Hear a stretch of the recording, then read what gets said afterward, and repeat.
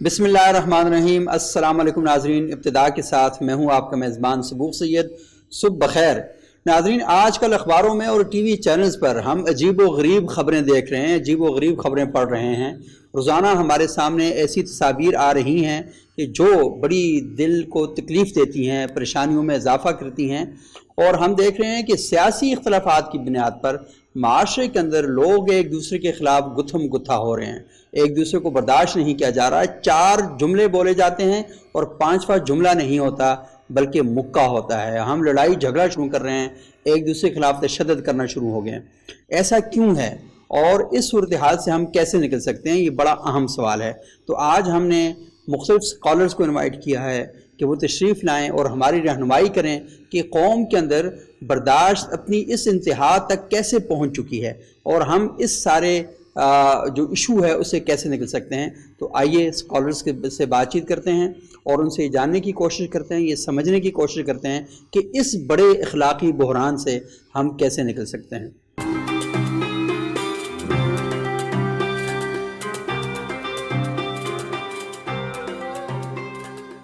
नाज़रीन, इस वक्त हमारे साथ मौजूद हैं डॉक्टर इदरीस आज़ाद साहब। फ़लसफ़े के उस्ताद हैं और माशाल्लाह बहुत ही अहम मौज़ूआत पर इनकी बड़ी जानदार तहरीरें होती हैं। पाकिस्तान आज जिन मसाइल का शिकार है और ख़ुसूसन हम ये देख रहे हैं कि इंतख़ाबात के हवाले से लोगों ने आपस में इख्तलाफात इतने ज़्यादा बढ़ा दिए हैं कि बिल्कुल ज़ाती मसाइल की हद तक लेकर चले गए हैं। ये जो नज़री मसाइल हैं, मजहबी मसाइल हैं, सियासी इख्तलाफात हैं, उन्हें उस मकाम तक वो लेकर चले गए हैं कि खैर उसको लफ्ज़ मकाम तो नहीं कहा जा सकता, लेकिन इतनी परेशानियां पैदा हो चुकी हैं कि घरों के अंदर लड़ाइयां हैं, इंतशार है और पुलिस और लॉ एंड ऑर्डर के जो इदारे हैं वो सर पकड़ के बैठे हुए हैं कि जहां कहीं 4 बंदे इकट्ठे होते हैं लड़ाई का शुबा होता है और दफ़ा 144 लगाकर इन सब लोगों को एक दूसरे से जुदा करना पड़ता है। सक्के भाई हैं, एक ज़बान बोलने वाले हैं, एक इलाके के लोग हैं, एक कलमा पढ़ने वाले हैं, लेकिन आपस में छोटी छोटी बातों पर और बेयकीनी जो है वो इस इंतहा तक पहुंची है, इंतशार अपने उरूज पर पहुंचा हुआ है। तो हम स्कॉलर से जानने की कोशिश करते हैं कि वो थोड़ा सा बताएं कि हमारी कौम इस हद तक कैसे चली गई है और इन सारे मसाइल से निकलने का हल क्या हो सकता है। तो बहुत शुक्रिया डॉक्टर साहब, ये बड़ा एक दर्द दिल है और ये सारी सूरत हाल हम देखते हैं, आप भी लाजमी देखते हैं, आपके लिए परेशानी का सबब बनता होगा। तो बताएँ क्या हल निकाला जाए, लोगों से आप क्या कहना चाहेंगे? जी, बहुत ज़बरदस्त और बहुत अहम सवाल किया आपने। मैं ये अर्ज़ करूँगा कि अल्लामा इकबाल रहमतुल्लाह अलैह ने एक किताब लिखी है अंग्रेज़ी में, जो ख़ुतबात हैं इकबाल के आखिरी उम्र में, उसका नाम है the reconstruction of religious thought in इस्लाम।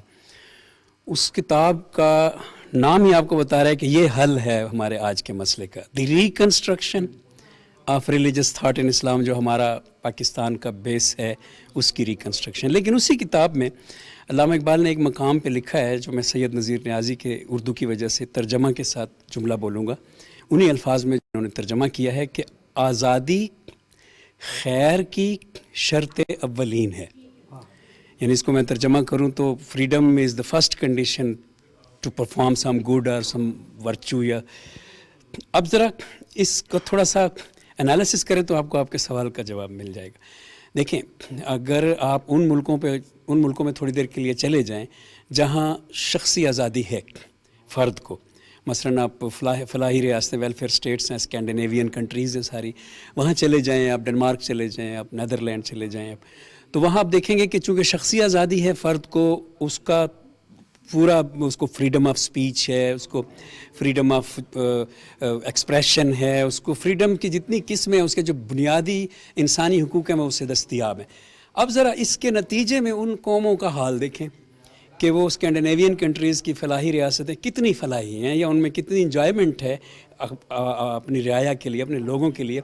तो आप देखेंगे कि पूरी दुनिया उन पे जान फिदा करती है, क्योंकि वहाँ इंसाफ, वहाँ पे मोहब्बत, वहाँ पे एक जानवर भी अगर, एक कुत्ता भी अगर किसी गाड़ी के नीचे आ जाता है तो सड़क बंद हो जाती है, लोग रुक जाते हैं कि ये एक ज़िंदगी की जो है ना डिसरेस्पेक्ट हुई है, उसको फिर उसको रेस्क्यू करते हैं। तो ये इसके बरक्स चूँकि बात समझानी है तो एक तरीका होता है कि ओपोजिट वाले को भी अब देखा जाए। इसके बरक्स किसी ऐसे मुल्क को देख लेते हैं जहाँ बहुत ज़्यादा मज़हब है, मस्जिद नमाजियों से भरी हुई हैं, माथों पे मेहराब हैं। अब होना तो ये चाहिए था कि जहाँ मज़हब इतनी ज़्यादा بہتات کے ساتھ ہے، اتنی زیادہ لوگ ہیں، بڑے بڑے علماء مذہب وہاں پہ بستے ہیں، بڑے صوفیاء، بڑے درویش. کسی ایسے ملک کو ہم دیکھتے ہیں، میں نام کسی بھی ملک کا نہیں لیتا، سمجھنا کافی ہے اشارے سے بھی.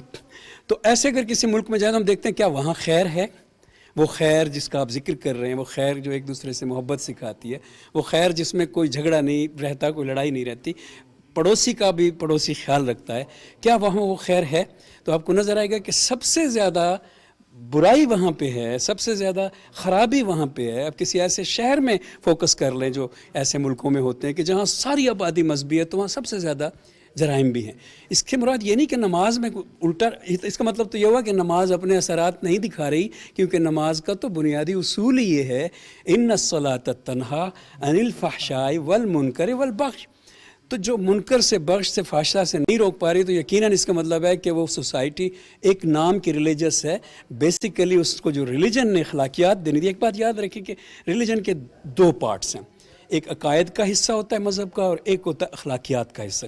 اور دوسرے مذہب والوں کے ساتھ رولا صرف جو ہوتا ہے نا وہ عقائد کے حصے کا ہوتا ہے. اخلاقیات کا حصہ تمام مذہبوں والے دوسرے مذہبوں والوں کا بھی پسند کرتے ہیں. جو اخلاقیات ہے ہم اپنے ریلیجن سے وہ کیوں نہیں سیکھ پا رہے؟ کیا ریزنز ہیں کہ ہماری نمازیں حدیث کی روح سے لپیٹ کے ہمارے منہ پر ماری جا رہی ہیں؟ کیا ریزنز ہیں کہ سورہ ارائیت الذی یکذب بالدین والی سورہ میں بتا رہی ہے کہ وہ نمازی جو اپنی نمازوں کو بھلا بیٹھے ہیں، ان میں یہ وہاں 3-4 چیزیں گنی گئی ہیں کہ یہ خامیاں آ جاتی ہیں، نظر آتی ہیں، دکھائے.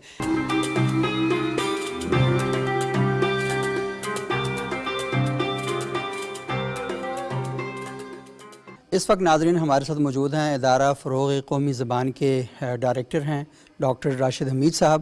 ڈاکٹر صاحب، آپ کے سامنے بھی میں یہی سوال رکھنا چاہوں گا کہ ہم یہ دیکھ رہے ہیں کہ پاکستان میں جو لوگوں کے درمیان نظری اختلافات ہوتے ہیں، فکری اختلافات ہوتے ہیں، تو ہمارے ہاں بحثیں 2-3 سوالوں کے بعد، 2-3 جملوں کے بعد انتہائی صورت اختیار کر لیتی ہیں. آپس میں گالم گلوچ اور پھر ہاتھا پائی اور پھر آخر میں قتل و غارت تک ہم چلے جاتے ہیں. اور یہ جو چھوٹے چھوٹے اختلافات ہیں یہ کیوں اتنے زیادہ بڑھ جاتے ہیں؟ ہماری قوم کو کیا تربیت نہیں فراہم کی گئی؟ میں تھوڑا سا میڈیا کا بھی کردار ذکر کروں گا کہ ہمارے ہاں ایسے لوگوں کو بہت زیادہ پذیرائی ملتی ہے جو ٹاک شوز میں آ کر ایک دوسرے پر گلاس پھینکتے ہیں، ایک دوسرے کے خلاف گالم گلوچ کرتے ہیں. تو ایسے لوگوں کو اور ایسے علماء کو بھی بہت زیادہ پذیرائی ملتی ہے جو فرقہ واریت کو بڑے پرتشدد طریقے سے وہ بیان کرتے ہیں اور قتل و غارت پر لوگوں کو آمادہ کرتے ہیں. یہ جو ساری نفسیات ہیں ہماری قوم کے اندر، یہ ایک دن میں تھوڑی آئی ہے، ایک وقت لگا ہے ہمیں اس کو خراب کرنے میں. تو تھوڑا سا بتائیں کہ یہ کیسے آئی ہے اور اس کا حل آپ کیا سمجھتے ہیں؟ سبوق سید صاحب، ایک تو ہمیں پھر میں یعنی مطلب یہی کہوں گا کہ بانیان پاکستان کا جو طرز زندگی ہے وہ بڑا مثالی ہے. علامہ اقبال نے 2 دشمنوں کے خلاف جہاد کیا، قائد اعظم نے بھی 2 دشمنوں کے خلاف جنگ جیتی اور پاکستان بنایا. لیکن آپ دیکھتے ہیں کہ علامہ اقبال اور قائد اعظم دونوں کبھی جیل نہیں گئے. وجہ کہ انہیں معلوم ہے کہ انہیں کیا کہنا ہے اور کیا نہیں کہنا، اور کیسے کہنا ہے، اور دشمن کا وار کس طرح برداشت کرنا ہے، اور اس کی جو سنگینی ہے اس کے حملے کی، اس کا جواب کتنے صبر اور حوصلے سے دینا ہے. اگر ہم اس سے سیکھنا چاہیں تو بھی سیکھ سکتے ہیں. اگر ہم جس دین کے دعوے دار ہیں حضور نبی اکرم صلی اللہ علیہ وآلہ وسلم، آپ ان کا اسوہ حسنہ دیکھیے کہ ایک خاتون گلی میں سے گزرتے ہوئے آپ سرکار رسالت مآب پر کوڑا پھینک دیتی ہیں، لیکن اس کا بھی جواب انہوں نے متشددانہ تو کیا دوران گفتگو بھی نہیں دیا، اور صبر کیا اور حوصلے سے کام کیا. اس کے بعد بھی مدینے اور مکے کی زندگی کا جتنا اسلوب حضور نبی اکرم صلی اللہ علیہ وسلم کا ہمیں نظر آتا ہے وہ صبر اور حوصلے کا ہے اور برداشت کا ہے. ہم بدقسمتی سے قیام پاکستان کے بعد ہمارا سفر جو ہے وہ سیدھا نہیں ہے، اس میں زگ زیگ بہت ہیں. اچھا، اس میں ہوا یہ ہے کہ کچھ معاشی حالات خراب ہوئے ہیں، کچھ ہمارا جو سماجی جو ڈھانچہ ہے وہ بھی تبدیل ہوا ہے، اور ہم کچھ ایسی سازشوں کا بھی شکار ہوئے ہیں جس نے قوم میں بے صبری بھی پیدا کر دی ہے. آپ دیکھتے ہیں کہ ملک میں سے لوگ جو ہیں وہ باہر جانے کو ہر وقت تیار بیٹھے ہیں. نوجوان جو ہے ان کی تربیت یہ کی گئی ہے کہ وہ امریکہ اور دوسرے یورپ کے دوسرے ملکوں کا اگر ویزا لے لیں تو وہ کامیاب ہیں.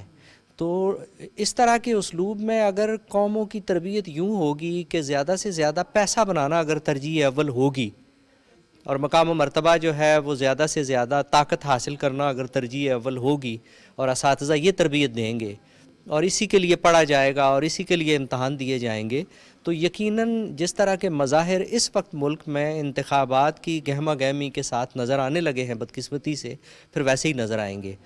ہمارے ملک کے جو بڑے ہیں بدقسمتی سے انہوں نے بھی کچھ اس طرح سے تربیت اچھی نہیں دی، وگرنہ تمام جماعتیں جو ہیں سیاسی ان کو چاہیے کہ وہ اپنے کارکنوں کی تربیت کریں کہ جب آپ کسی جلسے میں یا کسی ریلی میں یا کسی بھی کارنر میٹنگ میں یا کسی بڑے اجتماع میں جاتے ہیں تو کس طرح بیہیو کرتے ہیں، اور اگر باہر سے کوئی شرارت ہوتی ہے تو اس کا جواب کیسے دینا ہے. میرا یہ خیال ہے کہ اس وقت شارٹ کٹ یہی ہو سکتا ہے کہ جو سیاسی جماعتوں کے اکابرین ہیں وہ اپنے کارکنوں کی یہ تربیت کریں کہ وہ ایک دوسرے کا نقصان کرنے کا مطلب یہ ہوگا کہ آپ اپنا نقصان کر رہے ہیں. دیکھیے اگر ہم کسی فرد کو مارتے ہیں تو اس کا مطلب ہے کہ ہم کسی پاکستانی کو مارتے ہیں. اگر ہم کوئی چیز تباہ کرتے ہیں تو اس کا مطلب ہے پاکستان کا نقصان کر رہے ہیں. تو یہ سوچ جب تک پیدا نہیں ہوگی کہ جتنا بھی نقصان ہوگا وہ ہمارا الٹیمیٹلی ہمارا قومی نقصان ہوگا، یہ فکر جب تک ہم پیدا نہیں کریں گے اس وقت تک یہ مسائل حل نہیں ہوں گے. اور یہ مسائل شارٹ کٹ یہی ہے، جیسے کہ میں نے پہلے بھی کہا، حکومت کو چاہیے کہ وہ سیاسی جو جماعتوں کے سربراہان ہیں اور ان کے جو کرتا دھرتا ہے اور ان کے جو بڑے ہیں انہیں کہیں بٹھائے اور انہیں یہ کہے کہ ایک بھی فرد کا جو نقصان ہے وہ قوم کا نقصان ہے، یا اگر قومی املاک کا نقصان ہوتا ہے تو ہم پہلے بھی معاشی بدحالی کا شکار ہیں، اس میں اضافہ ہوگا. تو لہٰذا یہ تربیت دی جانی چاہیے. ہماری جو مساجد ہیں وہاں جو جمعے کے خطبے ہوتے ہیں انہیں چاہیے کہ وہ یہ اس کا اہتمام کریں کہ وہاں جو لوگ نماز پڑھتے ہیں انہیں سمجھائیں کہ ایک دوسرے سے لڑنے کا کوئی فائدہ نہیں. اسی طرح جو ہماری درسگاہیں ہیں وہ یونیورسٹیاں ہوں یا اسکول ہوں یا کالج ہوں یا مدرسے ہوں، ان میں جو اساتذہ کرام ہیں یہ ان کا فرض ہے کہ وہ ان کے پاس جو قریب ان کے آتے ہیں انہیں یہ سمجھائیں کہ ایک دوسرے کا نقصان نہ کریں اور تشدد کو پروان نہ چڑھائیں. یہ گناہ بھی ہے اور قومی اور ملی نقصان بھی ہے. لہٰذا اس سے گریز کرنے کا یہ بہترین وقت ہے کہ ہم قوم کی تربیت اچھے طریقے سے کریں. اچھا ڈاکٹر صاحب، بہت ہی امپورٹنٹ باتیں آپ نے کہی ہیں، اور مجھے ایسا بھی لگتا ہے کہ بعض اوقات ہم یہ دیکھتے ہیں کہ ہمارے ملک میں لوگ اپنے مطالبات کے لیے بڑے بڑے احتجاج کرتے ہیں اور وہ کئی دن احتجاج کرتے رہتے ہیں، حکومت ان کی بات نہیں سنتی، اور آخر مہینہ 1.5 مہینہ 10 دن 15 دن جب وہ احتجاج کرتے ہیں تو پھر ان کے مطالبات بھی مان لیے جاتے ہیں. تو اگر آپ نے مطالبات ان کی جینون ہیں، ٹھیک ہیں، آپ نے انہیں ماننا ہی ہے تو آپ بالکل پہلے شروع میں کیوں نہیں مان لیتے؟ اور دوسری بات یہ ہے کہ حکومت کا کام ہے کہ مذاکرات کا جو کلچر ہے، بات چیت کا جو ماحول ہے وہ شہریوں کے ساتھ قائم کرے. یہ شہری ہیں، برابر کا حق رکھتے ہیں، تو ان کے ساتھ بات چیت ہونی چاہیے، شہریوں کے مسائل کو ڈسکس کرنا چاہیے.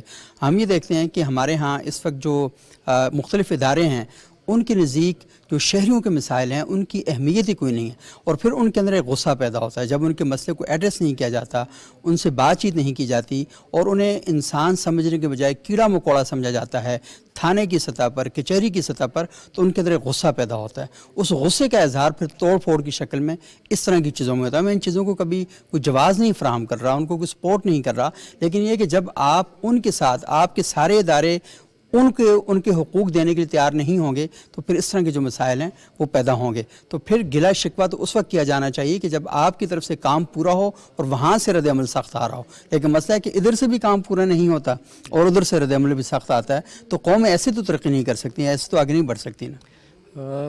بہت ہی اہم مسئلہ ہے جس کی طرف آپ نے نشاندہی کی ہے، اور ماضی قریب میں ہم نے بہت ہی ناپسندیدہ اور غلط قسم کے واقعات ہوتے ہوئے دیکھے ہیں، جس سے پاکستان کا امیج بھی خراب ہوا ہے اور پاکستان کے اندر بھی ایک جو کشاکش کا جو ماحول ہے اس میں زیادہ تلخی آئی ہے. اگر براڈر سینس میں آپ بات کریں تو یہ تو لمبی بحث ہے کہ ایسا کیوں ہوتا ہے.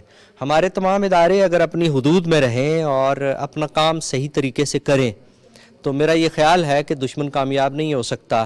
جن اجتماعات کی طرف آپ اشارہ کر رہے ہیں ان کے اسباب بہت سے ہو سکتے ہیں.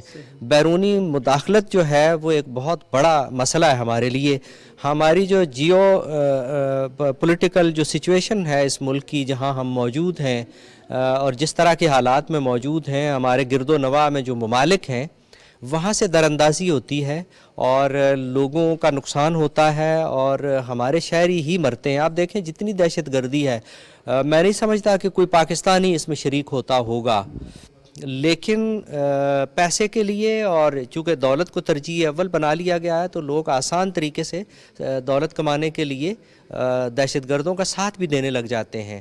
ایسی صورت میں ہماری جو سیکیورٹی ایجنسیز ہیں وہ اپنا فرض ادا تو کرتی ہیں, لیکن اس میں بعض اوقات ایسا ہوتا ہے کہ کچھ مظاہر ایسے سامنے آتے ہیں کہ اس کا کوئی جواب ہمارے پاس نہیں ہوتا. ہم جواب دے سکتے ہیں لیکن جو سیاسی صورتحال ہے عالمی اس میں ہم دے نہیں پا رہے ہوتے یا نہیں دینا چاہتے. تو ایسی صورت میں اگر ریاست جو ہے وہ فرنٹ فٹ پر آئے اور جب کہیں کوئی احتجاج ہو تو ان سے قریبی تعلق پیدا کر کے ان کے مسائل کو حل کرنے کے لیے ان کی پوری تسلی اور تشفی کے ساتھ اقدامات کرے, تو میرا نہیں خیال کہ احتجاج کی یہ صورت ہوگی کہ جو گزشتہ دنوں دیکھنے کو اور جو توڑ پھوڑ ہوتی ہے اور جو قومی اثاثے جو ہیں وہ ضائع ہوتے ہیں اس میں وہ ہوں گے. صرف ریاست کو فرنٹ فٹ پر آنا ہوگا اور اداروں کو ان احتجاج کرنے والے افراد کے دکھوں کو سمجھنا ہوگا. ہمیں یہ نہیں کہنا چاہیے کہ جو بھی احتجاج ہو ہم کہیں کہ یہ بیرونی مداخلت ہے اور یہ وہاں سے چل رہا ہے اور ان کے پیچھے وہ ہے. ایسا نہیں, آپ ان کے ساتھ قریبی تعلق پیدا کریں اور ان کے مسائل حل کرنے کے لیے کوشش کریں. وہ یقیناً سمجھدار لوگ ہیں, وہ آپ کا ساتھ دیں گے, آپ کی مجبوریاں بھی سمجھیں گے, جہاں کہیں آپ کی کوئی مجبوری ہوگی وہ اس کو اکاموڈیٹ بھی کریں گے, لیکن آپ کم از کم ان کے قریب تو جائیے, ان کے مسائل کے حل کرنے کی کوشش تو کیجئے. میں اس کی زیادہ لمبی مثال نہیں دوں گا, لیکن اس وقت بھی جو ادارے یہ کوشش کر رہے ہیں عوام کی طرف سے ان کے لیے ستائش اور تعریف جو ہے وہ کی جاتی ہے اور انہیں سراہا جاتا ہے. تو لہٰذا ایک ہی اس کا حل ہے کہ تمام ادارے اور جو حکمران ہیں وہ مل کر لوگوں کے دکھوں پر مرہم رکھیں. بہت بہت شکریہ ڈاکٹر صاحب. اور ڈاکٹر راشد صاحب نے بہت ہی امپورٹنٹ باتیں کی ہیں. بنیادی بات یہی ہے کہ احتجاج کرنے والوں کو بھی, اور سیاسی اختلافات ہوں یا مذہبی اختلافات ہوں, ہمیں ایک بات ضرور اپنے پلے باندھنی چاہیے, وہ یہ ہے کہ مہذب قومیں ہی مہذب طریقے سے احتجاج کرتی ہیں, اور ہمیں اس بات کا خیال رکھنا چاہیے, یہ بات ہمارے ذہنوں کے اندر رہنی چاہیے کہ یہ ملک ہمارا ہے. احتجاج کرنے کا مطلب ہی مسائل کا حل نکالنا ہے, مسائل کو مزید خراب نہیں کرنا, پریشانیوں میں اضافہ نہیں کرنا. تو اس لیے ضرورت اس امر کی ہے کہ اپنے ملک کو اپنا ملک سمجھتے ہوئے ہمیں ٹھیک طریقے سے اپنا احتجاج بھی کریں اور اپنا نقطہ نظر بھی پیش کریں, لیکن اس میں کوئی ایسی صورتحال پیدا نہیں ہونی چاہیے جس سے ہمیں نقصان ہو, ہمارے ملک کو نقصان ہو, عالمی سطح پر پاکستان کا چہرہ مسخ ہو. یہاں ناظرین ایک چھوٹا سا وقفہ لیں گے, وقفے کے بعد دوبارہ آپ کی خدمت میں حاضر ہوتے ہیں اور یہاں پر دیگر جو ہمارے اس ملک کے نمایاں اسکالرز ہیں ان سے ہم بات چیت آگے بڑھائیں گے ایک وقفے کے بعد.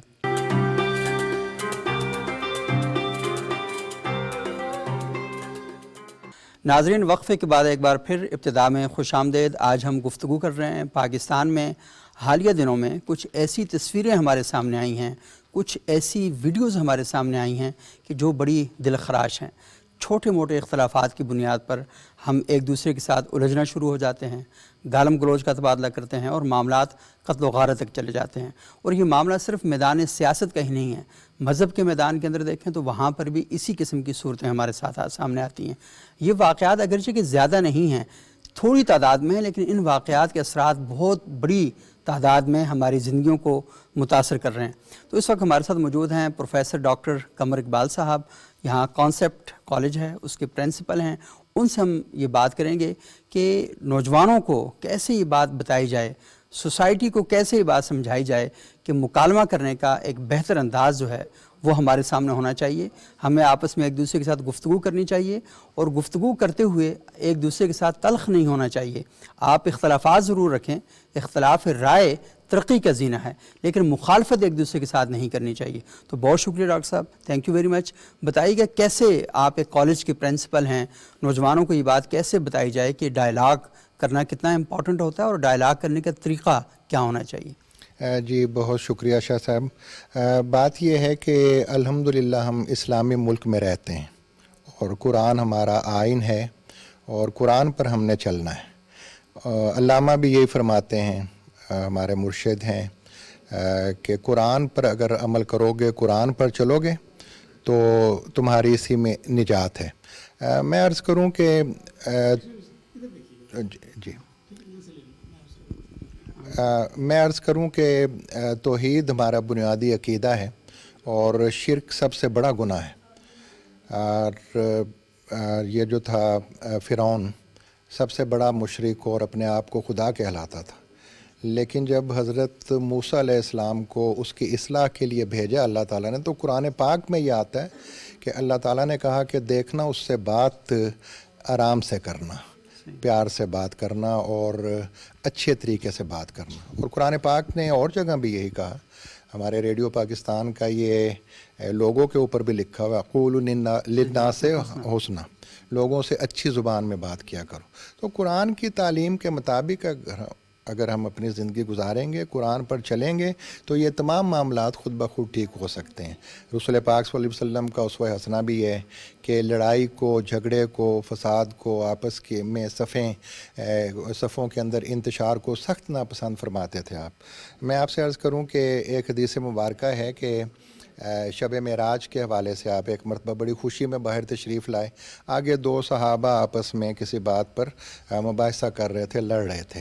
تو آپ صلی اللہ علیہ وسلم کے چہرے پر ناگواری کے اثرات آئے اور آپ نے فرمایا کہ مجھے شب قدر کے بارے میں بتا دیا گیا تھا, لیکن تمہارے جھگڑے کی وجہ سے وہ تعین مجھ سے اٹھا لیا گیا, یعنی اب مجھے معلوم نہیں کہ وہ رات کون سی ہے.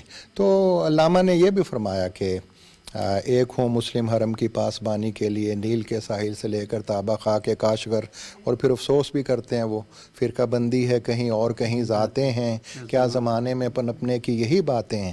تو لڑائی جھگڑے سے قوم میں, ملک میں انتشار پھیلتا ہے, بے برکتی ہوتی ہے, بے چینی پھیلتی ہے, ترقی رک جاتی ہے, اور قومیں جو ہیں بالآخر میں عرض کروں آپ سے کہ صفحہ ہستی سے مٹ جایا کرتی ہیں اگر وہ جھگڑے ختم نہیں کرتی. تو یہ کوئی چھوٹی بات نہیں ہے.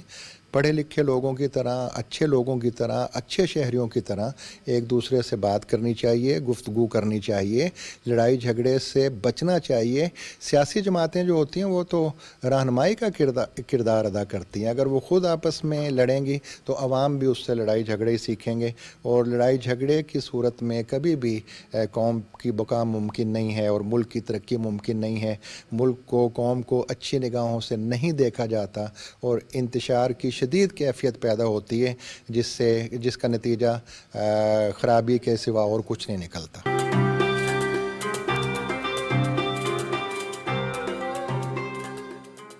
دیکھیں اس کا حل صرف یہی ہے, ایک لفظ برداشت. بہت خوب. اگر ہم برداشت کسی بھی جگہ پر رکھیں گے تو معاملہ وہیں پر ختم ہو جائے گا. لیکن ہم میں برداشت چونکہ نہیں, ہم کہتے ہیں میں, ہمارے اندر آ چکی ہے میں, کہ میں, مجھے کچھ کہا, مجھے کیوں کہا.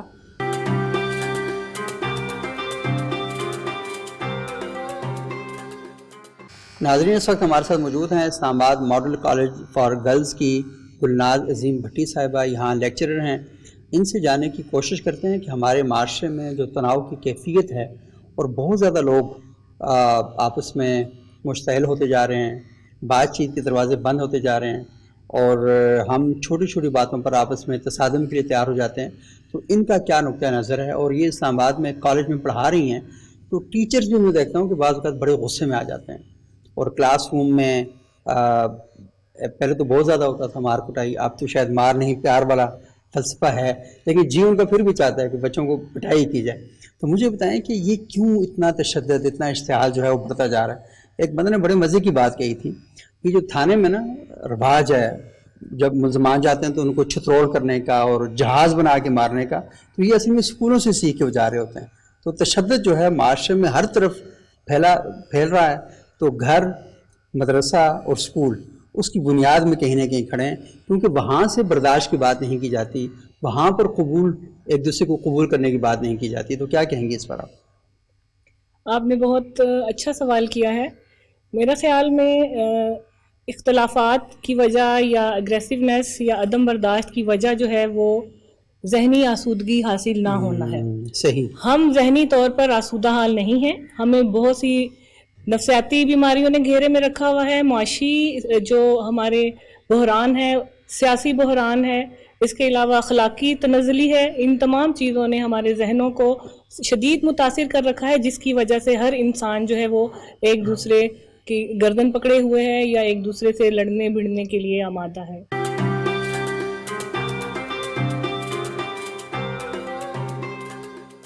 اس وقت ناظرین ہمارے ساتھ موجود ہیں سمینہ اعظمی صاحبہ. ان کا تعلق الحمد اسلامک یونیورسٹی سے ہے، وہاں شعبہ اردو کی لیکچرر ہیں. بہت شکریہ سمینہ اعظمی صاحبہ. یہ بتائیے گا کہ ہمارے معاشرے میں لوگوں کے درمیان جو بہت زیادہ تفرقہ بازی بڑھتی جا رہی ہے، اور تفرقہ بازی کا مطلب صرف مذہبی تفرقہ بازی نہیں ہے، سیاسی حوالے سے بھی ہے. چھوٹے موٹے اختلافات ہیں، انہیں اتنا زیادہ بڑھا دیا جاتا ہے کہ جتنا اس کا تقاضا نہیں کرتے. اور اختلافات جو ہیں ان پر اپنی رائے پیش کرنے کے بجائے جو دھکم پیر اور مار کٹائی ہے وہاں تک بات پہنچ جاتی ہے. تو بتائیں اس قوم کو کہ یہ کیسے تھوڑا سا نارمل ہو، اور لوگوں کے ساتھ بات چیت کرنے کا طریقہ جو ہے وہ کیا ہونا چاہیے. بہت شکریہ آپ کا سر. ایک تو سب سے بڑھ کے جو محسوس میں کرتی ہوں کہ اخلاقیات کی کمی ہم میں، صبر کا پیمانہ بالکل ختم ہو چکا ہے. معاشی مسائل، سیاسی مسائل، سارے یہ مسائل جمع ہو کے پھر وہ ذہنی تناؤ کا شکار ہم اس قدر بن جاتے ہیں کہ کوئی بات سمجھ نہیں آتی ہے. حتیٰ کہ ایک گھر کے فرد بھی الگ الگ تنظیموں میں جا چکے ہیں. کوئی کسی سے بات کرنے کو ایگری نہیں ہے، کوئی مل بیٹھنے کو ایگری نہیں ہے، کوئی ایک دوسرے کو سمجھنے کو ایگری نہیں ہے. حتیٰ کہ ماں باپ، بہن بھائی سب میں تفرقہ بازی نظر آ رہی ہے. کسی سیاست کے پیچھے الگ پارٹی ہے، ایک موقف ہی نہیں ہے. کیونکہ سر ہمارے میں اب وہ جذبہ ختم ہو گیا ہے، صبر کا پیمانہ ہم لوگوں میں نہیں ہے. اسی کی وجہ سے یہ سارے لوگ ہمارے تناؤ کا شکار ہو رہے ہیں. اچھا، یہ بڑی اہم بات آپ نے کی، گھروں کے اندر بھی یہ مسائل پیدا ہو رہے ہیں. اچھا، کسی ایک پارٹی میں جانا یا نہ جانا، یا بہن بھائیوں کا مختلف پارٹیز میں چلے جانا تو بری بات نہیں ہے. بالکل، انسان اپنے نقطہ نظر ہے اس کے مطابق چیزوں کو لے کے چلتا ہے. لیکن پرابلم اصل میں یہ ہے کہ مختلف پارٹیوں میں ہونے کے بعد ایک دوسرے کے ساتھ تعلقات ختم کر دینا یا لڑائی جھگڑے کو پروموٹ کرنا، یہ سب ذرا دکھ اور افسوس کی بات ہے. اور معاشرے میں لوگوں کو یہ بات بتانا کہ ایک ہی وقت میں کئی طرح کے موقف ہو سکتے ہیں، کبھی بھی ایک موقف نہیں ہوتا. معاشرے میں ایک ہی موضوع پر کئی طرح کے موقف ہو سکتے ہیں، اور آپ کو یہ جاننا چاہیے کہ ہر شخص کا موقف اس کے پس منظر کی وجہ سے ہوتا ہے، اور پس منظر بڑا امپورٹنٹ ہوتا ہے. میں جس علاقے سے ہوں، میرا لب و لہجہ اس علاقے کی عکاسی کرتا ہے، اور میں جن خیالات کا حامل ہوں، میرا مذہبی بیک گراؤنڈ، میرا سیاسی بیک گراؤنڈ، میرا علاقائی بیک گراؤنڈ اس سیاسی موقف کی ترجمانی کر رہا ہوتا ہے. تو یہ کوئی پریشانی کی بات نہیں ہے. امریکہ میں اگر میں پیدا ہوتا تو زبان میری اور ہوتی، اور میرے جو موضوعات اور بحث مباحثے کی چیزیں ہیں وہ مختلف ہوتی. تو ابھی جو یہ ہیں تو اس وجہ سے ہے کہ میں یہاں پر پیدا ہوں. تو یہ کوئی پریشانی کی بات نہیں. اصل پریشانی اس بات کی ہے کہ آپ بات نہیں کرتے. اور جون ایلیا صاحب کا بڑا مشہور شعر آپ نے سنا ہوگا کہ ایک ہی حادثہ تو ہے، اور وہ یہ کہ آج تک بات کہی نہیں گئی، بات سنی نہیں گئی. تو بات کہنے کا چلن عام کیجئے اور بات سننے کا رواج عام کیجئے تاکہ معاشرہ بہتر ہو سکے.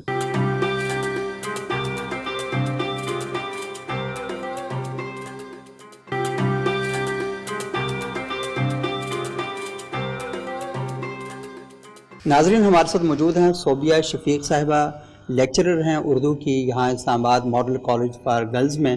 ان سے ہم جاننے کی کوشش کرتے ہیں کہ سوسائٹی میں، ہمارے معاشرے میں لوگوں کا ایک دوسرے کے بارے میں جو انداز تکلم ہے وہ بہت زیادہ خراب ہوتا جا رہا ہے، اور ہم کسی کے ساتھ بات کرتے ہیں تو اوئے توئے کیے بغیر نہیں کر سکتے. اور بدقسمتی سے اس چلن کو ہمارے معاشروں کے اندر جن لوگوں نے رواج دیا، ان کے کندھوں پر جو بیج ہیں وہ قومی لیڈر کے ہیں، رہنماؤں کے ہیں.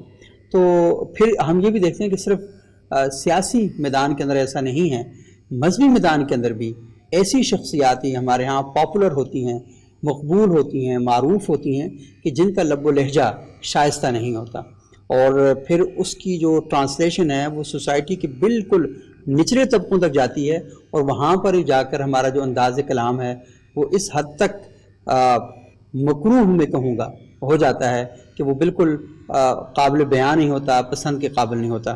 تو صوبیہ شفیق صاحبہ یہ بتائیے گا کہ ہم اپنی نسل کی تربیت کرنا چاہتے ہیں, ہم گلی کے نکڑ پر بیٹھتے ہیں, بہت زیادہ گلے شکوے کرتے ہیں کہ نئی نسل بڑی خراب ہو رہی ہے, نئی نسل کو بڑے خراب کر رہے ہیں نا. وہ کہتے ہیں نا کہ بچے تو بڑوں سے سیکھتے ہیں, تو بڑے جو کچھ سکھا رہے ہیں بچے وہی کچھ کر رہے ہیں, تو بچوں سے گلا اور شکوہ کیا؟ اچھا, پہلی چیز تو یہ کہ تھڑے پہ بیٹھنا گلی میں نکڑ میں, یہ کبھی کسی زمانے میں اگر آپ کبھی لاہور کے اندرون شہر کی طرف جائیں تو وہاں یہ تربیت کا بڑا مرکز سمجھے جاتا ہے. صحیح, ایسی بات ہے بالکل. یہاں تک کہ جو شعر و شاعری کی تربیت بھی ہوتی تھی وہ بڑے بزرگ وہاں بیٹھ کے اصلاح دیا کرتے تھے, شعر سنا کرتے تھے اور بچوں کو بیٹھنے اٹھنے کی تمیز سکھایا کرتے تھے. دوسرا بات آپ نے جو کہی کہ بچوں کو یہ تمیز اور تہذیب کیسے سکھائی جائے, تو پہلی چیز تو یہ ہے کہ ہم میں سے ہر آدمی جو ہے نا ایک دوسرے سے فرق ہے, ہمیں اس فرق کی جو ہے نا ایکسیپٹنس کرنی ہے. ہم متفرقات ہیں سب, بالکل, اور اس میں کوئی برائی نہیں ہے. میں آپ سے مختلف دکھتی ہوں, آپ کسی اور حوالے سے اہم ہو سکتے ہیں, میرے اندر کوئی اور خوبی ہو سکتی ہے, کسی اور میں کوئی اور خوبی ہو سکتی ہے. تنوع ہے, اس کو شیئر کرنا چاہیے. اب یہی وہ حسن ہے کائنات کا جس کو قبول کرنے سے کائنات اور دنیا اور زندگی ہماری حسین ہو سکتی ہے. وہ کہتے ہیں چمن میں اختلاط رنگ و بو سے بات بنتی ہے. تم ہی تم ہو تو کیا تم ہو, ہم ہی ہم ہیں تو کیا ہم ہیں. تو یہ جو اختلاط رنگ و بو ہے نا, میرا فرق اور آپ کا فرق جب ملیں گے تو حسن پیدا ہوگا. صحیح. صرف سیاہ رنگ ہو یہ بھی نہیں ممکن, صرف سفید رنگ ہو یہ بھی نہیں ممکن. صحیح. ان دونوں کو ملانے سے جو شیڈز بنیں گے نا, اس سے زندگی پھوٹے گی. صحیح. تو پوری دنیا کو آپ ایک ہی رنگ میں رنگ کے دیکھ لیں, آپ اکتا جائیں گے, ایسے ہی بیزار ہو جائیں گے آپ اس منوٹنس سے, یکسانیت سے, یک رنگی سے. انسان ہے. دوسری چیز جو آتی ہے کہ اس جو آپ فرق ہے یا تفریق ہے ایک دوسرے سے, آپ نے اس کو جگہ دینی ہے. صحیح. برداشت کر کے سکون سے سننا ہے. صحیح. ہم میں سے کوئی سننے کے لیے نہیں بات کر رہا ہوتا یا سنانے کے لیے نہیں بات کر رہا ہوتا, ہم لوگ اپنے علم کے بٹیر لڑا رہے ہوتے ہیں. بہت خوب. ہم چاہتے ہیں ہم حاوی ہو جائیں, ہم حاوی ہو جائیں, ہم منوا لیں کہ ہم کچھ ہیں, ہم پہلوان ہیں, ہم توپ ہیں, ہم ترم. ہاں, یہ جو سائیکی ہے نا, یہ اصل میں برداشت کو ختم کرتی ہے. بہت خوب. یہی وہ چیز ہے اگر ہم میں پیدا ہو جائے, یا بڑوں میں بھی. بعض جگہوں پہ بڑے بھی زیادتی کر جاتے ہیں. بڑے کہتے ہیں ہم بڑے ہیں, ہماری بات سنو. آپ اس بات کو فراموش نہ کریں کہ آج کا بچہ اتنا اگنورنٹ نہیں ہے, وہ باشعور ہے, اس کو آپ سے مختلف چیزیں آتی ہیں اور آپ سے زیادہ آتی ہیں. ایسے ہی. آپ یقیناً اقبال میں ماہر ہوں گے, آپ کا بچہ کمپیوٹر کا ماہر ہے. ایسے ہی بالکل. آپ کو یقیناً اپنے پرانے دور کی شطرنج اور جو بھی اس زمانے کے کھیل تھے وہ بڑے اچھے آتے ہوں گے, لیکن آج کا بچہ گیمنگ میں ایکسپرٹ ہے. ایسے ہی بالکل. آپ نے یہ ایکسیپٹ کرنا ہے. آپ گیم کھیل کے وقت ضائع کرتے تھے, یہ گیم کھیل کر پیسے کما رہے. ٹھیک ہے, چیز تو وہی ہے نا, آپ نے اس کے شوق کی بھی قدر کرنی ہے. جب آپ مجھے ویلیو دے دیں گے, میں آپ کو ویلیو دے دوں گی. ایسے ہی. جب آپ مجھ سے گالم گلوچ کریں گے کہ تو بیکار ہے, فالتو ہے, وقت ضائع کرتا ہے, 24 گھنٹے اس کے ہاتھ, تو وہ بھی کہے گا ٹھیک ہے آپ کی باتیں میرے لیے بیکار ہیں.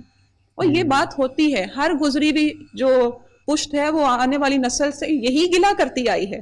ہمارے بڑے اپنے بڑوں سے یہ شکوہ کرتے تھے, اور ان کے بزرگ اپنے نسل سے یہ کہتے تھے یہ بگڑ گئے ہیں. تو یہ ایسی کوئی بات نہیں ہے. بات کہاں پہ اب جا کے بنے گی کہ جب ہم آپس میں بیٹھ کے مکالمہ کریں گے, بات چیت کریں گے. مجھے یہ ڈر نہ ہو کہ میں ابا سے, بھائی سے, بہن سے یا کسی بھی بڑے سے بات کروں گی تو مجھے آگے سے ایک ایسی ریزسٹنس فیس کرنی پڑے گی کہ میں دوبارہ بات ہی نہ کروں. ہمیں کمفرٹیبل ماحول دینا ہے, پرسکون آرام دہ انوائرمنٹ پیدا کرنا ہے, ایسا ماحول جس میں بچہ اپنے دل کی بات کہنے میں آسانی محسوس کرے, نہ کہ وہ گھٹن زدہ ماحول میں بیٹھا رہے اور اپنے دل کی گھٹن اپنے اندر رکھے اور پھر وہ کسی ایسے مقام پہ جا کے اس گھٹن کو وہ آتش فشاں بنا کے تو اپنے خلاف یا کسی کے بھی خلاف استعمال کر لیں. آپ گھٹن زدہ ماحول دے رہے ہیں, بچے کے اندر گھٹن ہے, وہ کہیں بھی جائے گا اس کو استعمال کیا جا سکتا ہے. آپ ان اٹینڈڈ چھوڑ رہے ہیں نا اس کو. وہ کہتے ہیں دلوں کی الجھنیں بڑھتی رہیں گی اگر کچھ مشورے باہم نہ ہوں گے. تو یہ دلوں کی الجھنیں دور کرنے کے لیے آدمی کا آدمی کے قریب آنا, بات کرنا, اور اس چیز کو چھوڑ دیں. آپ بچے کے دوست بھی بن سکتے ہیں. آپ بڑے ہیں, آپ بچے کے لیول پہ اتر کے بات کریں. بچہ آپ کی قدر اور عزت تبھی کرے گا جب آپ اس کے ساتھ دوستانہ سطح پہ بات کر کے دیکھیں. عزت ضرور رکھیں, آپ کہہ کے بات کر کے دیکھیں, لیکن اس کے قریب جانے کی کوشش کریں. پھر آپ کے راستے آسان ہو جائیں گے. اور بچے کی بھی رسپیکٹ کرنی چاہیے. ہمارے ہاں بچے کو مخاطب اس طریقے سے کیا جاتا ہے کہ جیسے اس کو بتایا جاتا ہے کہ تم چھوٹے ہو. دیکھیں عزت جو ہے نا وہ کسی ایک بندے کا حق نہیں, وہ صرف بڑوں کا حق نہیں ہے. عزت ایک ایسی چیز ہے جو بڑے سے چھوٹے سب کی ہونی چاہیے, اور صرف انسان ہی نہیں, جانوروں کی بھی ہم عزت کرتے ہیں, بعض اوقات خیال کرتے ہیں ان کا احترام سے, مطلب مارنا نہیں, اس کے چوٹ نہیں لگ جائے, یہ اس کے کھانے, یہ بھی ایک ایلیمنٹ آف رسپیکٹ ہے کہ ہم اس کو ویلیو دے رہے ہیں, ایلیمنٹ آف ویلیو گیونگ ہے. تو آپ اس چیز پہ بھی آ جائیں تو وہ چیز بھی اس طرح سے ہوگی. آپ اگر یہ کریں گے کہ آپ بچے کو کہیں گے کہ صرف تمہارا کام ہے عزت کرنا اور میرا کام ہے آرڈر کرنا, تو بچہ کبھی بھی نہیں مانے گا. زبان ہمارے بڑوں کی بھی خراب ہوئی ہے. کیوں ہوئی ہے؟ اس کی بہت سی وجوہات ہو سکتی ہیں, اپنے ان کے پریشانیاں ہو سکتی ہیں, مالی مسائل ہو سکتے ہیں, نفسیاتی مسائل ہو سکتے ہیں, کوئی بھی چیز ہو سکتی ہے. اور آج کل جیسے ہمارے ماحول بنتا چلا جا رہا ہے, انسرٹینٹی, غیر یقینی صورتحال, اگلے پل کا پتہ نہیں کیا ہو جائے, کیا ہاتھ سے نکل جائے, کیا مل جائے, کیا. تو بچہ جو ہے وہ اپنے بڑوں سے جو اصل میں نا ہمارے دل میں فرکشن فورس ہوتی ہے, صحیح, ہم اس سے بھی وائبز لے رہے ہوتے ہیں. ہمیں جس مومنٹم کی فورس ٹچ کر رہی ہے ہم وہ ریئیکٹ کر رہے ہیں. ہمیں بڑوں کا غصہ ٹچ کر رہا ہے, غصے سے بات کریں تو ہم وہ ریئیکٹ کر رہے ہیں. وہ ہم سے پیار سے بولیں گے, ہم پیار سے بات کریں گے. اور یہ صرف ایک بندے کی طرف سے, یہ ٹو وے کمیونیکیشن. وربل کے ساتھ نان وربل کمیونیکیشن بھی ہوتا ہے. آپ جو ظاہر کرتے ہیں اپنی باڈی لینگویج سے, بچہ وہ بھی پرسیو زیادہ کرتا امپورٹنٹ ہوتا ہے. بچہ آپ سے وہ ڈس ریسپیکٹ فیل کر رہا ہے کہ جی آپ اسے اوے کہنے کی بجائے بات تو اس کے ساتھ آپ کہہ کے کر رہے ہیں, لیکن آپ کی باڈی لینگویج اس کے کچھ اور ظاہر کر رہی ہے, تو وہ پھر بھی آپ کی عزت نہیں کرے گا. لڑائی جھگڑے میں اس حد تک آگے بڑھ گئے کہ آپ جناب پر اتر آئے. ہاں جی بالکل, ایسے بھی کنیکشن ہوتا ہے. یعنی آپ ان چیزوں کو سارے کا انٹر لنک کر کے دیکھیں تو ہم نے سارٹ آؤٹ کرنا ہے کہ طریقہ کیا ہے یا کیا نکلے گا اس میں سے, سولوشن کیا ہے. تو سولوشن ایک ہی ہے ہمارے پاس کہ وَلْيَتَلَطَّفْ, بہت خوب, اور اچھے پیار سے نرمی سے بات کرو. صحیح, سخت سے سخت بات بھی بری سے بری چیز کو بدل دیتی ہے. بہت خوب, سوری, نرم سے نرم لہجہ جو وہ سخت سے سخت رویے کو بھی بدل دیتا ہے. ورنہ رسول اللہ صلی اللہ علیہ وسلم سے زیادہ سختیاں کسی نے برداشت نہیں کی, لیکن زبان میں وہ تلخی نہیں آئی, ان کے رویے میں وہ برتاؤ میں تبدیلی نہیں آئی. انہوں نے چونکہ کام کرنا ہے, اگر آپ اپنی نسل پہ کام کرنا ہے, آپ اس کو سمجھتے ہیں کہ یہ میرا ایک شاہکارہ بنے یا شاہکار بنے, تو آپ کو اس کو ایسے ٹریٹ کرنا پڑے گا جیسے آپ اپنے کسی کریٹیو کام کو کرتے ہیں. ٹائم دینا پڑے گا. اب ٹائم تو ہے نہیں ہمارے پاس, بچہ انہیئرڈ رہتا ہے, مجھے کوئی سننے والا نہیں, تو کیا ہوگا, وہ پریشر کوکر ہی بنے گا. جب آپ سن بھی نہیں رہے اس کی بات, اس کے مسئلے, آپ کے پاس وقت ہی نہیں ہے, آپ صبح کے گئے ہوئے شام کو آ رہے ہیں, بچہ صبح پڑھنے گیا تھا اسکول, پھر اکیڈمی چلا گیا, پھر واپس آیا, موبائل نکالا ہی تھا, ابھی تو ڈانٹ پڑ گئی, تم پڑھتے تو ہے نہیں. اب بچے, ہم پیسے دے دے کے تھک چکے ہیں, ہم پیسے دے دے کے, پریشر یہ بھی ہے. تو وہ بچے کو سنا تو کسی نے بھی نہیں, اس کے دل میں کیا تھا, تو پھر وہ کیا کرے. تو دونوں طرف سے بہت ہی امپورٹنٹ اور بہت ہی اہم باتیں آپ نے کی ہیں, اور مجھے تو نہیں جی چاہتا کہ میں مزید کوئی بات کروں, لیکن یہ بات بڑی اہم ہے کہ جب آپ بات نہیں کریں گے, بچے کو رسپیکٹ نہیں دیں گے, تو سوسائٹی پھر اوور آل ایسی ہوتی جائے گی, کیونکہ وہی دیکھتی ہے کہ میری جب کسی نے نہیں سنی تو میں کیوں کسی کی بات سنوں. اور یہ بات وہ لاشعوری طور پر بھی اس کے اندر یہ موجود ہوتی ہے, کیونکہ اسے یہ لگتا ہے کہ میرے ماں باپ مجھے تھپڑ مار کر, مجھے گالم گلوچ کر کے, مجھے سختیاں کر کے آگے لے کر جاتے تھے, تو وہ یہ سمجھتا ہے کہ معاشرے کو ترقی صرف اسی صورت میں مل سکتی ہے کہ جب آپ گالم گلوچ کریں گے, جب آپ سختیاں کریں گے. اور ہم اکثر اوقات گھروں میں یہ چیز دیکھ رہے ہوتے ہیں کہ والدین بچوں کو جس خوف اور ہراساں کر رہے ہوتے ہیں گھر کے اندر, تو وہ ناقابل بیاں ہے. بچوں کے ساتھ بات چیت کریں, ان کے ساتھ دوستیاں قائم کریں, ان کے ساتھ اچھا تعلق قائم کریں. آپ یقین مانیں کہ جب گھٹن ختم ہوگی تو اس کے نتیجے میں تخلیق جنم لے گی اور معاشرہ خوبصورت سے خوبصورت ہوتا جائے گا. میں شکیب جلالی کے شعر مجھے یاد آ رہا ہے اسی موقع کی مناسبت سے. وہ کہتے ہیں یہ گفتگو کیجئے کہ یہ فطرت انسان ہے شکیب. واہ, گفتگو کیجئے کہ یہ فطرت انسان ہے شکیب, جالے لگ جاتے ہیں جب بند مکان ہو جاتے. واہ, بہت خوب, بہت خوب.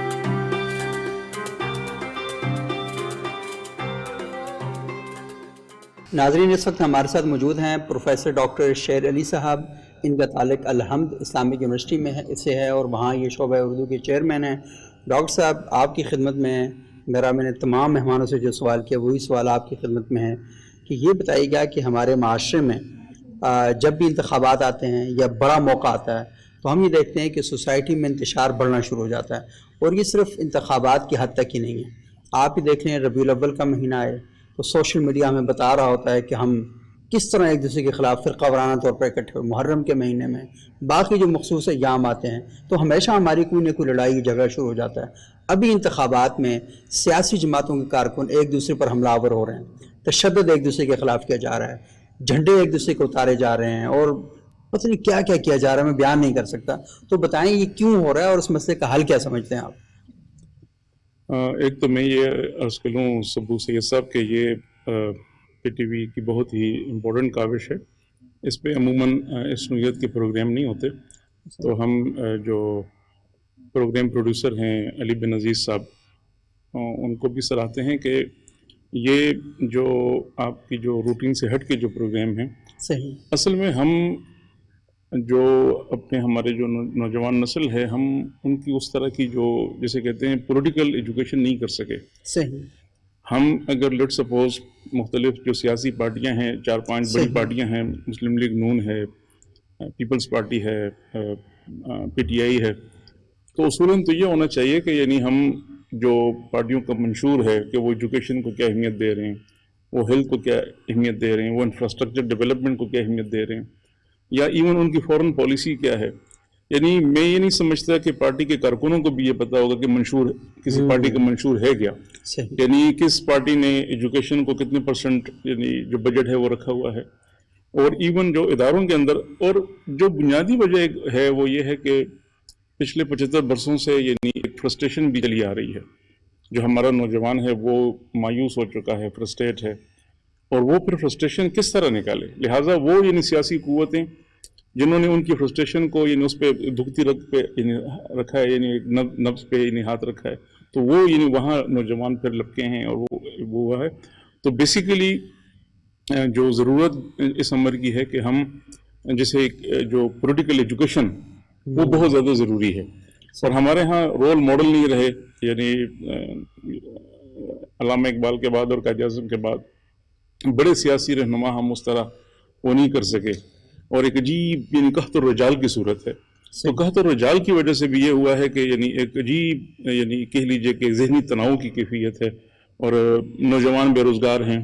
ہم اپنی یعنی اپنے ملک کو ہم یعنی یہ اب نصیبی یہ ہو گئی ہے کہ زرعی ملک ہونے کے باوجود اب ہم جو زرعی اجناس ہیں وہ بھی یعنی امپورٹ کرنی پڑ رہی ہیں. ہم گندم امپورٹ کر رہے ہیں، ہم چاول امپورٹ کر رہے ہیں، یہاں تک کہ ہم چینی کی قلت آپ کے ہاں شوگر مافیا کی وجہ سے.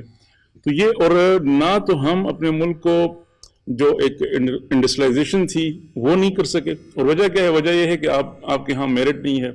مثلاً جو پاکستان سٹیل مل ہے وہ پاکستان کا ایک بہترین ادارہ تھا. پی آئی اے ایک ایسا ادارہ تھا جو نہ صرف پاکستان کا فخر تھا بلکہ یونائٹڈ عرب ایمریٹس نے ایمریٹس ایئر لائن اسی کو سامنے رکھ کے ٹریننگ دی تھی. ہمارے جو پی ٹی سی ایل ہے وہ یعنی ایمریٹ جو اتصالات ہے، یو اے کی اتصالات نے یہاں سے سارا وہ ڈھانچہ اٹھایا.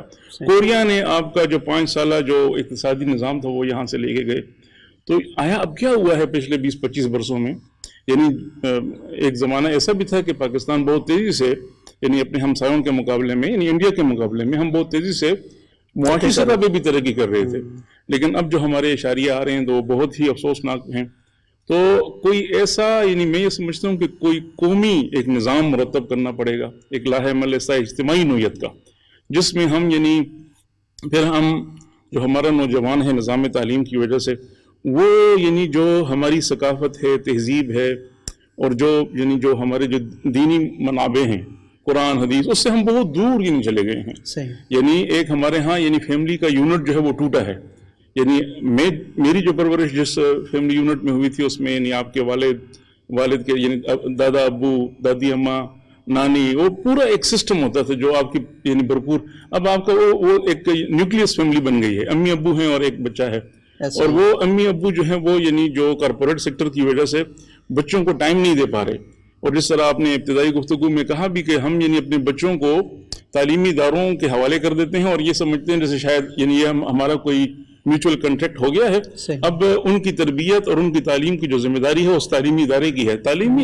کسی بچے کی جو پرداخت ہے وہ ایک کلیکٹیو رسپانسبلٹی ہوتی ہے، وہ کسی نہ ایک فرد کی ہے، نہ باپ کی ہے، نہ ماں کی، مکمل طور پہ پورا اجتماعی نظام جب تک یعنی ایک ایسا اجتماعی نظام نہیں ہوگا جس میں یعنی ہم ایک پراپر یعنی گرومنگ ہو سکے.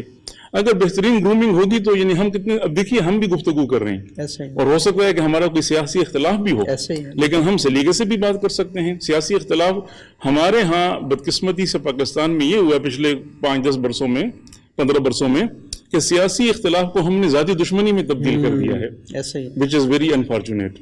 جی صحیح. بہت بہت شکریہ ڈاکٹر شیر علی صاحب، اور بڑی اہم اور بڑی بنیادی گفتگو کی ہے.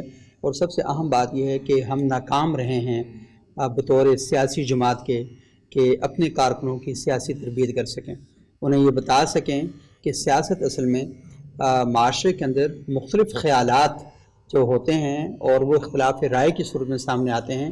بنیادی مقصد اور مطمع نظر یہ ہوتا ہے کہ ہم اپنے معاشرے کو ترقی کیسے دیں، ہم اپنے خیالات کو کس طریقے سے بیان کر سکیں. اور اللہ تعالیٰ نے اپنی سکیم کے اندر یہ رکھا ہے کہ سارے انسان ایک جیسے نہیں ہوں گے اور سب لوگوں کے خیالات ایک جیسے نہیں ہوں گے. جب وہ خیالات مختلف ہوں گے، انسان مختلف ہوں گے، تو اس کے نتیجے میں آپ کو مختلف گروہوں کی صورت میں سامنے آپ آئیں گے. تو ان گروہوں کا مطلب ہرگز یہ نہیں ہے کہ آپ ایک دوسرے کے خلاف کھڑے ہو جائیں، ایک دوسرے کی مخالفت کرنا شروع کر دیں اور جنگ کا ماحول کریٹ کر دیں. ایسا بالکل نہیں کرنا. خدا امن کو پسند کرتا ہے، اس نے دین اسلام بھیجا ہے جس کا مطلب بھی سلامتی ہے. تو اور بندہ مومن وہ ہوتا ہے کہ جس کے ہاتھ اور زبان سے ہمیشہ خیر نکلتی ہے. اور رسول اللہ نے ارشاد فرمایا کہ جس کا ہاتھ اور جس کی زبان دوسرے انسان کے لیے خیر کا موقع نہیں پیدا کرتی، سبب نہیں کریٹ کرتی، وہ ہم میں سے نہیں. اللہ کے رسول نے آقنامہ جاری کر دیا ہے ایسے شخص کے لیے کہ جو اپنی زبان سے اور اپنے ہاتھ سے خیر کا کام نہیں کرتا.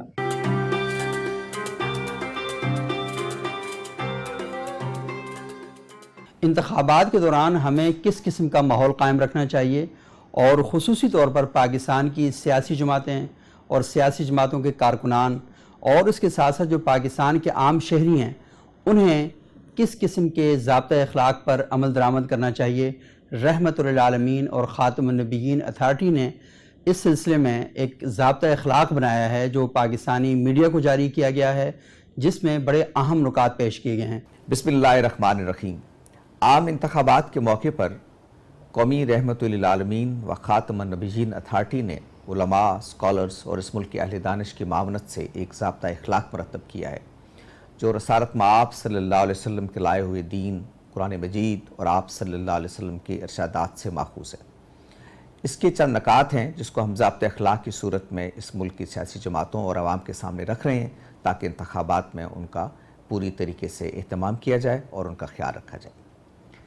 انتخابی مہم میں اپنا پیغام اور منشور مثبت انداز میں عوام کے سامنے رکھا جائے اور ایسی زبان اور رب و لہجے کے اختیار کرنے سے گریز کیا جائے جو مروجہ اخلاقی اور سماجی اقدار سے متصادم ہے. سیاسی مخالفین کو بوئے القاب سے نہ پکارا جائے اور تنقید میں اصلاح کا پہلو غالب ہو. عوام سے کوئی ایسا وعدہ نہ کیا جائے جس کو پورا کیے جانے کا امکان نہ ہو اور اپنے عہد کی پاسداری کی جائے. امیدواروں کے انتخاب میں دیانت اور اہلیت کو اولیت دی جائے اور میرٹ کو پیش نظر رکھا جائے. خواتین اور اقلیتوں کو انتخابی عمل میں شریک کیا جائے اور ان کی مؤثر شرکت کے لیے سازگار فضا بنائی جائے. تصادم سے ہر ممکن گریز کیا جائے اور اختلاف کو مکالمے سے حل کیا جائے.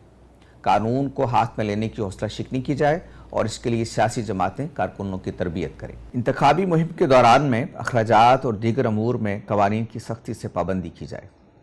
ووٹ کے حصول کے لیے ناجائز اور غیر اخلاقی طرز عمل سے گریز کیا جائے اور انتخابی عمل کو شفاف بنایا جائے. حکومت ملنے کی صورت میں کسی مذہبی، صوبائی اور علاقائی امتیاز سے ماورا عوام کی خدمت کی جائے اور ان کے بنیادی حقوق کا تحفظ کیا جائے. اللہ تعالیٰ ہم سب کو ان پر عمل کرنے کی توفیق عطا فرمائے.